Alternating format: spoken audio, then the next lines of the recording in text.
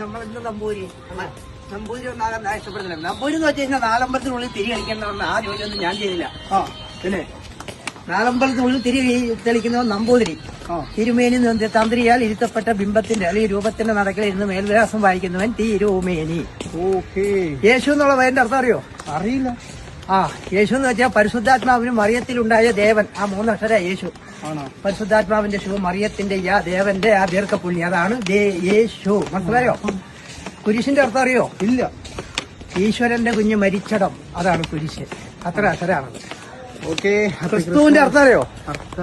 ക്രിസ്തുവിന്റെ അർത്ഥം അറിയില്ല. ഔസേപ്പിന്റെ ഇണയിൽ ജെറുസലേമിലെ കാലിത്തൊഴുത്തിൽ ഉണ്ടായവൻ, 6 അക്ഷരം. ഓക്കെ. ഇനി ബൈബിളിന്റെ അർത്ഥം അറിയോ? അതും അറിയില്ല.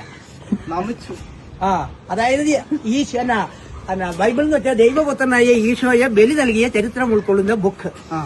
പള്ളിയുടെ അർത്ഥം അറിയില്ലല്ലോ? അറിയില്ല. പ്രാർത്ഥിക്കാനുള്ള ഇടം. ആണോ? ഏതാ സ്ഥലം? പേരെന്താ? എന്റെ ശുദ്ധാനന്ദ ഭുവന മുനി. മുനി ആശ്രമത്തിന്റെ ആള്, സന്യാസിമാരല്ല, താപസോലാണ്. ഞങ്ങൾക്ക് അക്ഷരജ്ഞാനമുള്ള ആൾക്കാരാണ് ഞങ്ങൾ. അതുകൊണ്ടാണ് ഞാൻ ഇത്രയും കാര്യം പറഞ്ഞത്. ഈ ഭൂമിയിലെ ഏത് ഗ്രന്ഥം എടുത്താലും അതിന്റെ അടുത്ത് എല്ലാവരുടെയും പേരിന്റെ അർത്ഥമൊക്കെ പറഞ്ഞു. അത് മാത്രമല്ല എല്ലാ അറിവും വേണം. എല്ലാം ഇപ്പൊ അച്ഛൻ, ആ വാക്കിന്റെ അർത്ഥം എന്താ?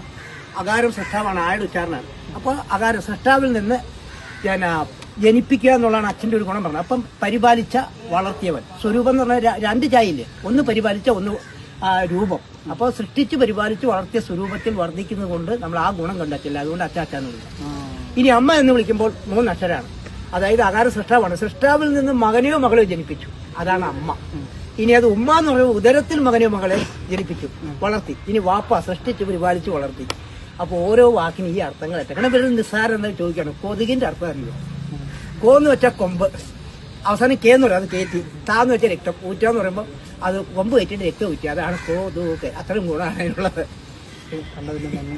അപ്പൊ ശരി, വീണ്ടും നിൽക്കണം.